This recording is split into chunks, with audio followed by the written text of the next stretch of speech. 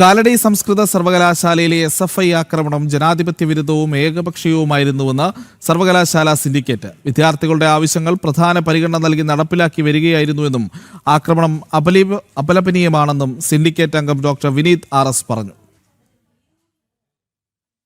കാലടി ശ്രീ ശങ്കരാചാര്യ സംസ്കൃത സർവകലാശാലയിലുണ്ടായ SFI ആക്രമണം ജനാധിപത്യ വിരുദ്ധമായിരുന്നു. അധ്യാപകരും വിദ്യാർത്ഥികളും തമ്മിൽ ഉണ്ടാകേണ്ട ബന്ധത്തിന് വിരുദ്ധമായ കാര്യങ്ങളാണ് സംഭവിച്ചത്. VC-ക്കും സിൻഡിക്കേറ്റ് അംഗങ്ങൾക്കുമെതിരെ ഉണ്ടായത് ഏകപക്ഷീയമായ ആക്രമണമായിരുന്നുവെന്നും സർവകലാശാല സിൻഡിക്കേറ്റ് അംഗം ഡോക്ടർ വിനീത് RS പറഞ്ഞു. അധ്യാപകരും അതേപോലെ തന്നെ വിദ്യാർത്ഥികളും തമ്മിൽ ഒരു ജനാധിപത്യ സംവിധാനത്തിനകത്ത് ഉണ്ടാകേണ്ട ഒരു ബന്ധമുണ്ട്.